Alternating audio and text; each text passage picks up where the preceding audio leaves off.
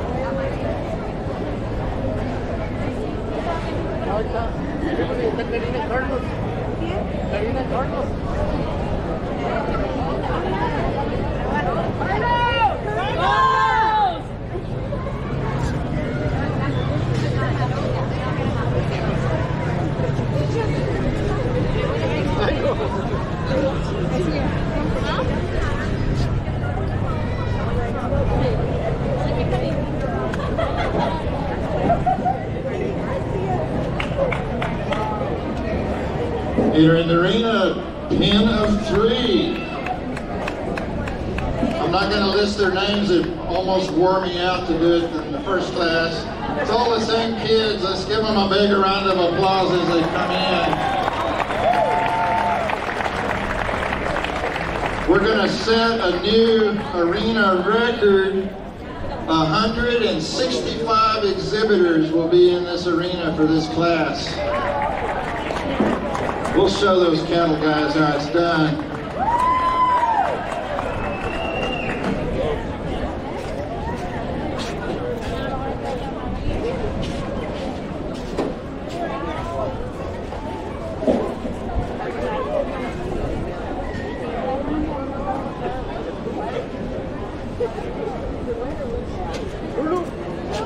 There you go. We have 55 exhibitors that spent the last 6 weeks on constant feed and water regime working really hard. This is one of the most fair projects in the barn because they all come from the same hatchery, hatched on the same day. So it just depends on what kind of care they get. 55 exhibitors, and each has 2 helpers so that they can hold those birds correctly for the judge. Rest your birds until the judge is ready to feel of them. If they're comfortable in your arms, you can do that. If you need to put them on the ground, you can do that. Just don't turn them loose. We don't want any runners.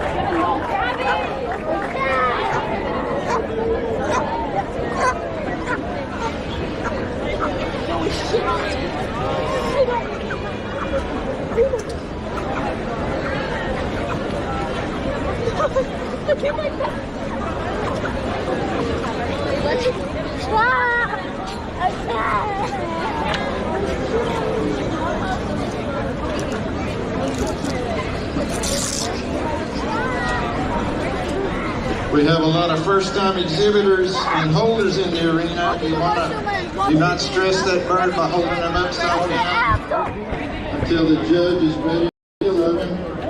That'll minimize the stress.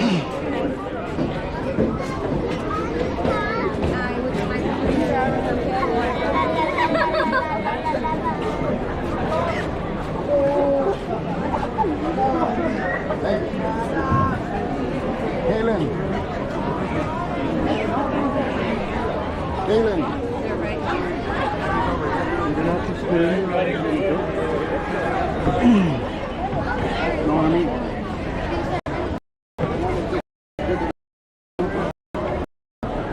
Right here. Sorry. That's good.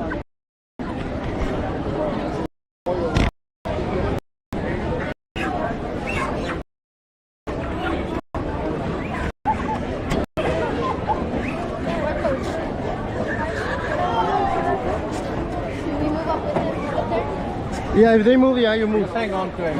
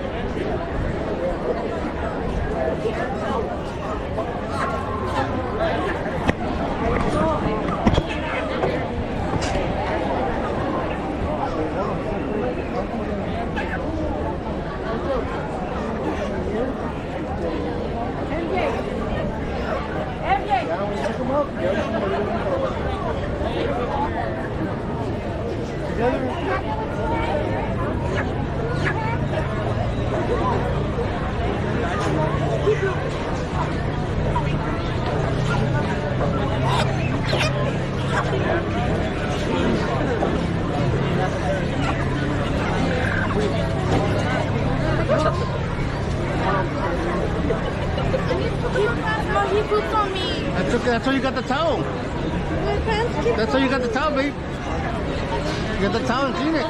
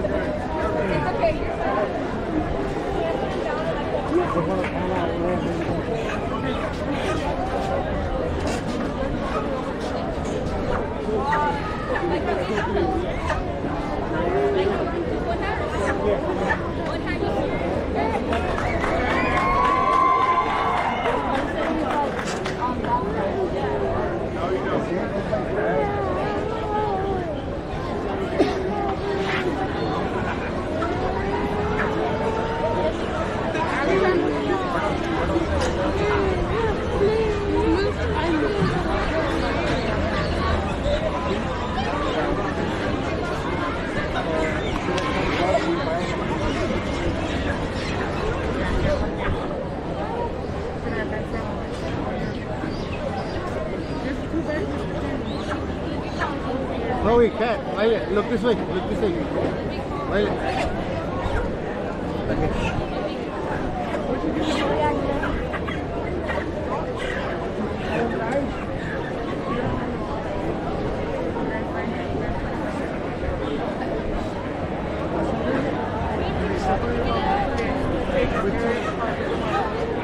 You hold it together with one hand or two? Want to see separate?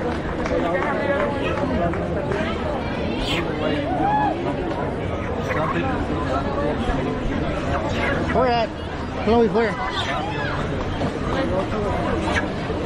Get the rake? No, we can't. She can't move. It took her forever. Why do you have it like that? Make your ever find us. You want me to help you? Clean it? Come here, turn around. Let me get the rake. Turn around, turn around. Let me get the rake.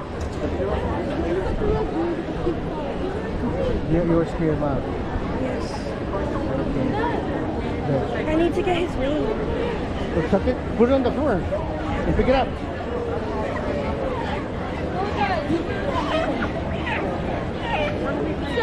Sorry, little one. Kneel down, Chloe. Put it on the floor.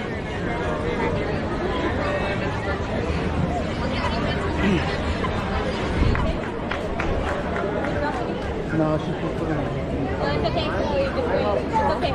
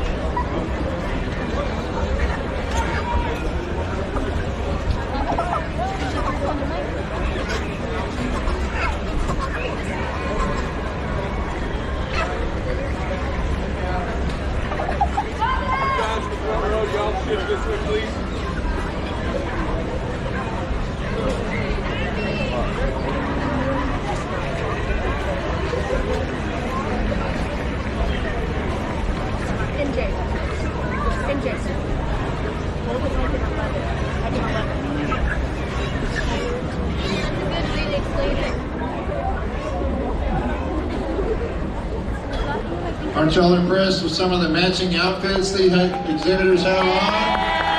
Yeah, big fan for matching outfits.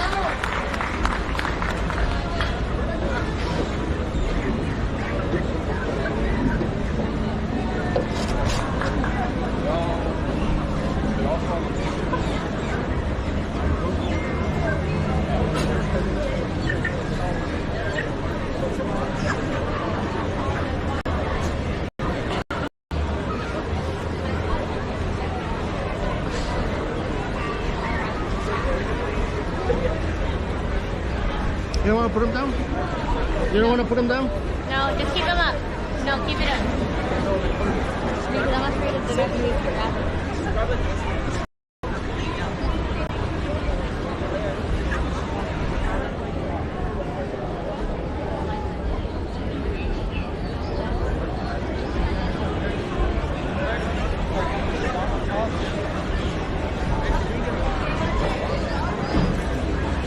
Hey, look at me, girls. Hey.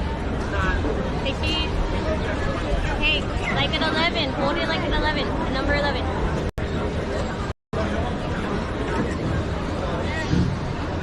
Again, thank y'all for having come out to judge the 2026 Rio Grande Valley Livestock Show.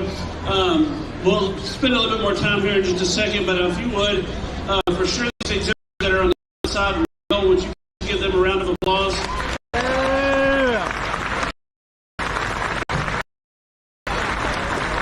We got a lot of exhibitors, and I'd love to have the time to talk to each one of them, but I don't think anybody wants to stay here until 10, 11 o'clock tonight for me to talk to each one of them individually. I did talk to a couple of pins down here on the end, told them what I thought about their pins. They had some pins that were really close to being moved into the center of the arena, but they had one bird or maybe two birds that were just throwing that pin off just a little bit. There was one pin that had an exceptional bird in it, but they had a bird that was just way too different and didn't have the amount of meat and mass that the other two birds did, which is why I kept them on the outside. The other pin that I had looked at right there at the end, they had an exceptional bird in that pin, but it was actually giving up a little bit of width on one side of its breast. It's what we call slab-sided. It's when one side of the breast is fuller than the other side feels like it's a little flatter or slab-sided, and a lot of that has to do with just raising the birds and keeping them up and keeping them moving and keeping them going. Now, a lot of these other birds that are out here on the outside of the arena, I'd love to talk to these individually, but I'm not going to be able to talk to you individually, but I do want you to pay attention and I want you to listen. We have a lot of exhibitors. We have a lot of first-time exhibitors here. I'll tell you a story. A few years ago, I judged the county show in Angelina County. If you don't know where Angelina County is, it's in deep East Texas. I judged the show, went through it like any other show, probably had about 25 pins in it, placed them, grand champion, reserve champion, did what I needed to do and was done and went home. But I talked to the kids. I try to always talk to the kids. And in this group, like I said, I'm talking to you as a group. But I talked to these kids individually. There was one kid that was at the end of their line. No reason why he stood out in my mind. Just told him, hey, I usually ask, how many years you been raising? He said, this is my first year. I said, okay. Well, next year, if I get the chance to come back and judge again, here's what I need you to do. There are three main keys when it comes to raising birds. As he said when we started this show, it is actually one of the fairest competitions that you can actually do when it comes to livestock shows. Everybody starts with birds from the same hatchery. Genetics are pretty much the same, although in a smaller show, I say a county show like this or a Rio Grande Valley show like this, you're going to have some differences in genetics just because I think they had 60-something pins actually picked up and entered. I think we had 55 of them actually show up. What I want you to understand, though, there's three main deals that go into play when it comes to raising broilers. Ventilation and temperature, feed, and water. Now, ventilation and temperature is extremely important. When you get these birds, and they're day-old birds, you need to maintain a temperature of about 90 to 95 degrees. From there, every week you want to drop it to about 5 degrees. So you go about 90, 95 to about 85 to about 75 to 80 down to about 70. Ideally, you'd like to keep it about 70. Now, for the Rio Grande Valley show, since y'all's show is here at the first part of March, most of the time that's pretty easy to do because we're still in winter and it stays cool. Now, I know it's a little warmer down here, but it still stays cool down here. This winter's been a little warmer, so maybe it's been a little bit more difficult for you to keep them cool. Look at the different options as far as keeping them cool, whether it's fans. Some people that get really serious about showing in Houston and San Antonio, etc., they'll put in AC systems, and I'm not a big proponent about AC systems unless you follow the ventilation rule, okay? It's extremely important because if you put in an AC system and you have a closed ventilation system, you're going to have a huge ammonia buildup. And if you walk into a pen and you smell ammonia, and this goes for even an open pen, you walk into a pen and you smell ammonia, imagine what those birds are smelling at the ground. Ammonia is heavier than oxygen. So what you're smelling at your nose level is way stronger down where the birds are at. If they're breathing that much ammonia and not oxygen, they're not going to eat, they're not going to drink, they're not going to grow properly. So that's why ventilation and temperature are so important. Feed-wise, feed is extremely important. We were having this discussion at lunch. Really, honestly, there's only about 2 types of really good broiler feed out there, or show broiler feed out there. There's a lot of options out there, but there's really only 2 good types.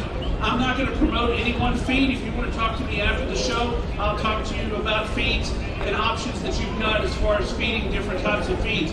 But feed is extremely important. I know that you can't be limited because you're down here in South Texas. But again, talk to me after the show if you want to pick my brain as far as what I would recommend in regards to show feed.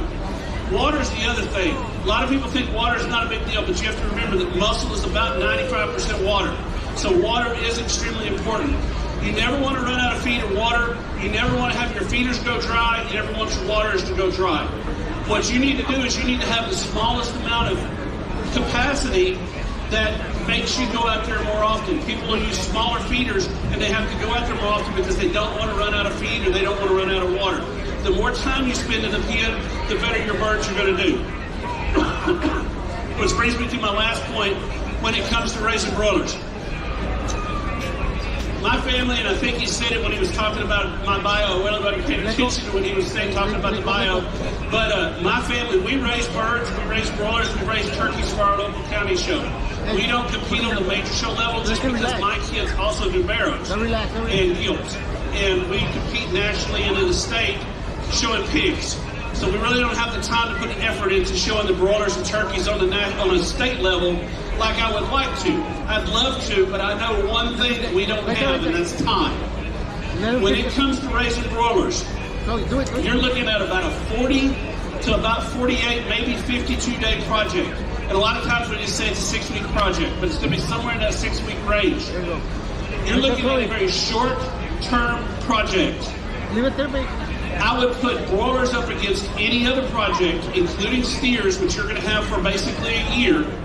And it is the most time-consuming, labor-intensive project that you can possibly raise if you're going to do it correctly over any of the other projects. You have to spend time. And basically, when you talk to anybody that's maybe in these front 2 lines here, basically when they get their birds, your vacation, your time away from the barn goes to nothing, or should.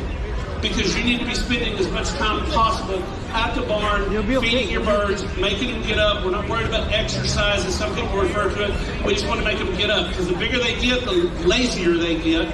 And the more we want to go in there and make them get up, the more they're going to go to a feeder or to a water and they're going to eat and drink. The more food and water they drink and eat, the bigger they're going to get, which is what you're ultimately wanting to get to. So it's important that you maintain those 3 things that I told you: ventilation, temperature, feed, and water. And then spend as much time as you possibly can out there in the arena. Ladies and gentlemen, those of y'all that are here on the outside of the arena, I hope that you'll take that to heart. I hope that you'll listen to that. Whether I get to judge you in the future, I will tell you, remember that little boy that I told you about in Angelina County a few years ago? I came back for the 2nd year and I judged that show. I didn't remember the little boy, but he's come up to me afterwards, or at the end of the deal, we're sitting there and I've placed them all. He goes, "Do you remember me?" And I said, "No, sir, I don't. I judge a lot of shows. I teach," or at the time I was still teaching high school. I have a lot of kids. You know, I don't honestly remember you. He goes, "I was second to last in this contest last year, and you told me what to change. And you said if I changed, I could change my placing." He took what I said to heart. He came back the next year and won grand champion of that show. So it's important that you listen, okay? It is hard work. It doesn't matter which project that you're showing out here. It is hard work. But with that being said, there's also time spent in the barn.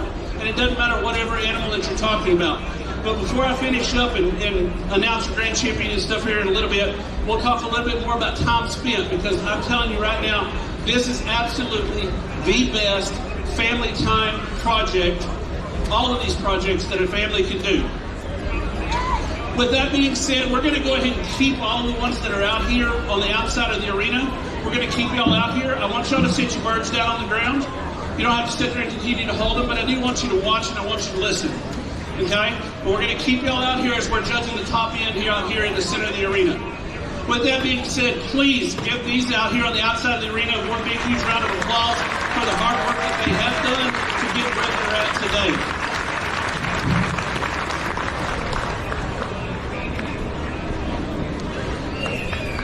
Thank you, Judge. Glenn Kennard, former ag teacher. He has the heart of a teacher, doesn't he? From Rockdale, Texas. 32 years teaching agriculture science. Has judged a lot of shows across our great state, including majors. And after retirement, he works at Producer up in Ryan.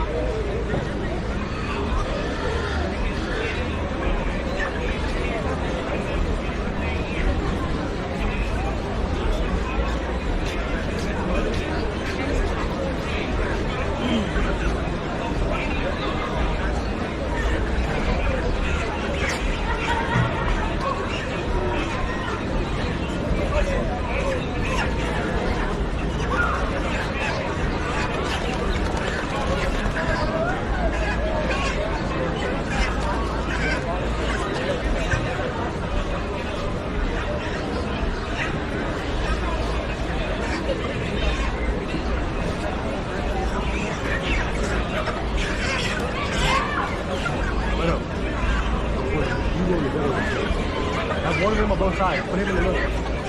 Shoot him in the middle. Or, either in the middle.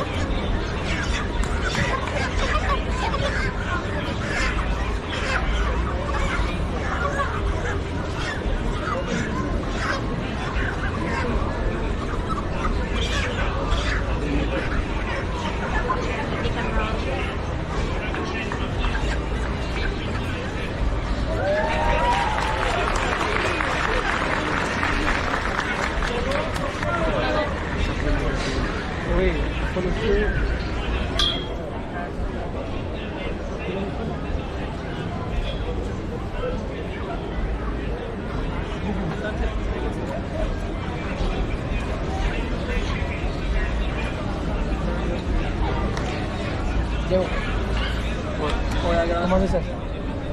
So you could be in the middle.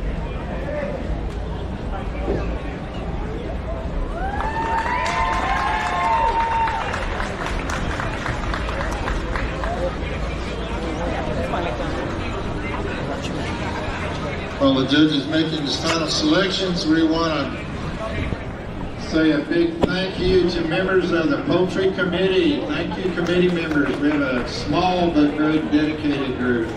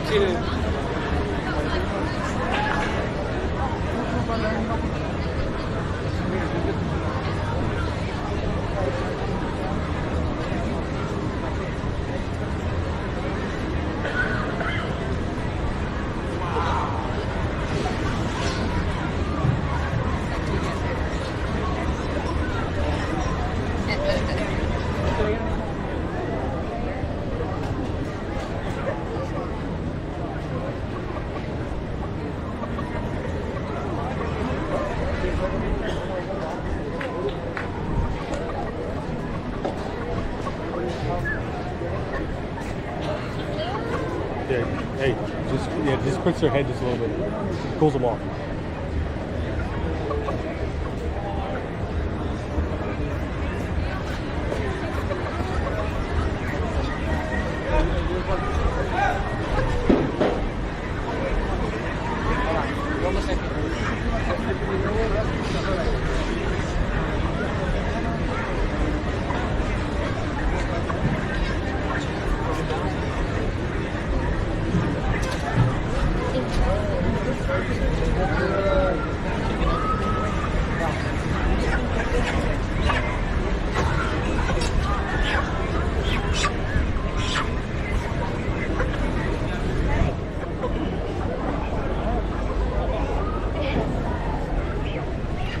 Girls. Girls. Baile.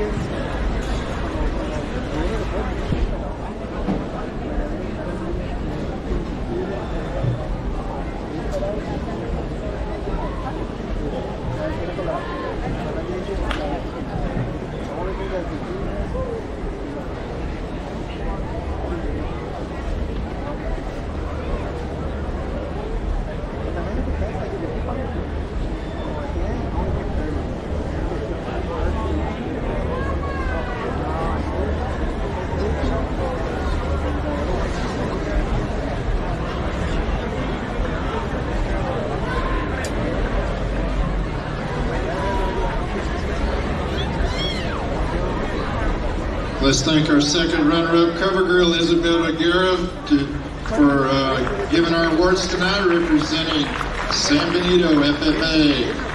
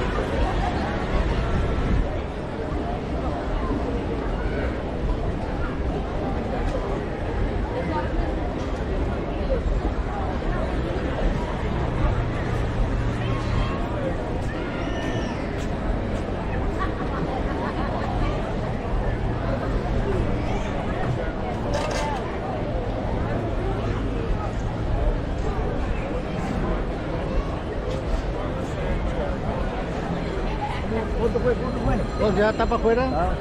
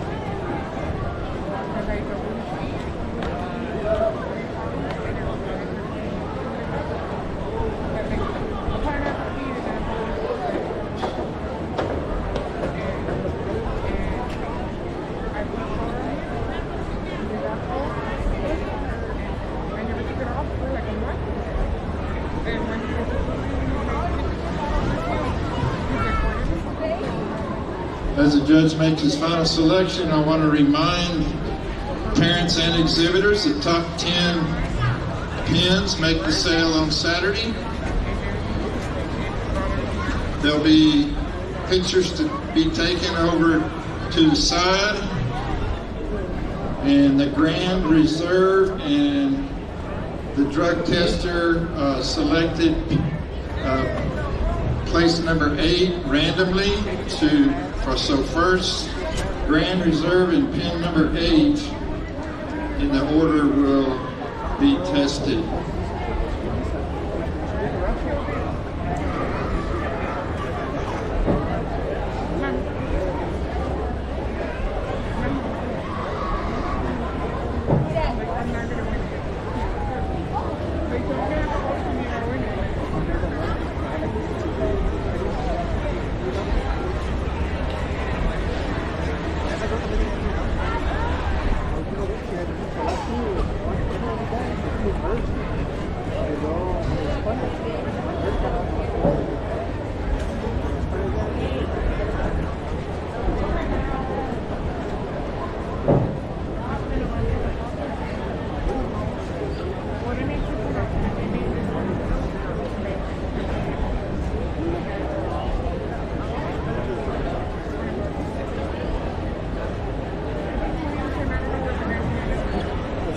Bud?